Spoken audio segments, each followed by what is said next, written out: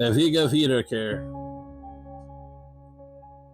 This concept, sometimes called Die Ewige Wiederkehr, sometimes Die Ewige Wiederkunft in German, often also has appended to it the words desgleichen, so that the whole formula reads Die Ewige Wiederkehr or Wiederkunft desgleichen, i.e., the eternal realm of return or recurrence of the same thing.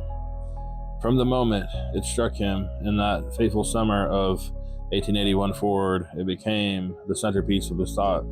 No one can contemplate it without thinking that it is fraught with the mystical connotations, but Nietzsche saw it as a concrete reality, and the formula recurs in his writings, but is perhaps nowhere better explained by Nietzsche himself than in a note on the topic published posthumously, which reads in part, "Whoever thou mayest be, beloved stranger, while I meet here for the first time, avail thyself of this happy hour, and of the stillness around us and above us, and let me tell thee something of the thought which has suddenly risen before me, like a star, which would fain shed down its rays upon thee and every one. As befits the nature of light, fellow man, your whole life, like an hourglass, will always be reversed and will run out again. A long minute of time will lapse until all those conditions out of which you were evolved return in the will of the cosmic process. And then you will find every pain and every pleasure, every friend and every enemy, every hope and every error, every blade of grass and every ray of sunshine once more. And the whole fabric of things which make up your life, this ring in which you are but a grain, will glitter afresh forever.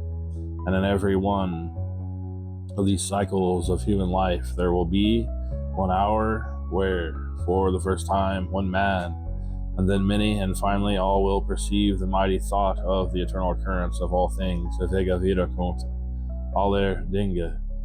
And for mankind, this is always the hour of noon.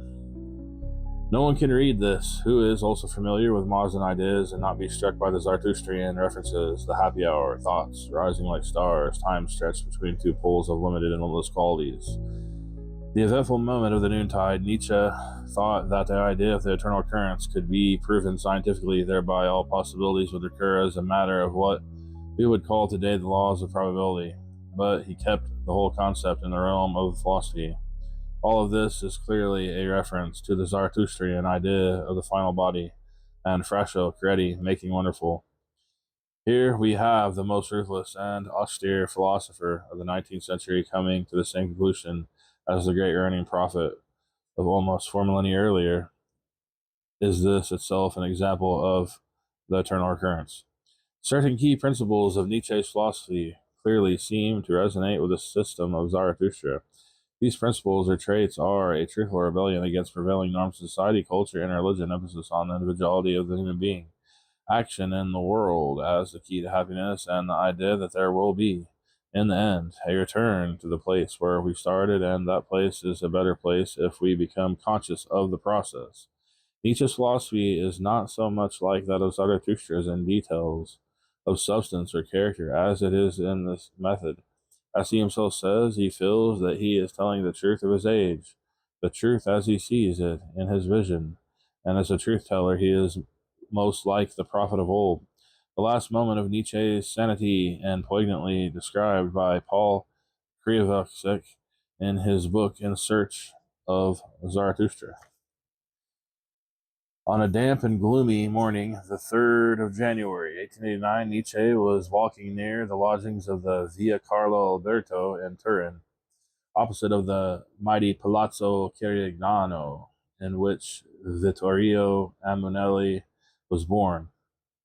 When he turned into the Grand Piazza Carlo Alberto, within distant sight of his beloved Alpine mountains, snow-covered at this time of the year, on the other side of the square, in front of the imposing National Library, a carter was savagely beating his horse. The horse felt his knees. The austere philosopher, who had uncompromisingly condemned pity as a deliberating weakness, sped across the road and flung his arms about the horse's neck, a gesture of sympathy and solidarity with another being. It was his last sane and human act. He would never return to his senses again. He had finally passed beyond good and evil. The spark for Nietzsche's grand vision began with a flash of insight rooted in the power of Zarathustra, and it came to a close with an act of compassion toward an animal. These events framed the remanifestation of the spirit of Zarathustra and the philosopher of Sils Maria. Translation of the poem Sils Maria. Here I sat waiting for nothing really beyond good and evil, enjoying light sometimes, and sometimes the shadow. Everything just a game, everything. Lake, noontide, time without purpose. Then, suddenly, O woman friend, one became two, and Zarathustra passed by me. This is a fairly little translation, but one that clearly shows that the friend is a woman, or seen as one, sometimes interpreted as Nietzsche's real life lady friend, Lou Salome.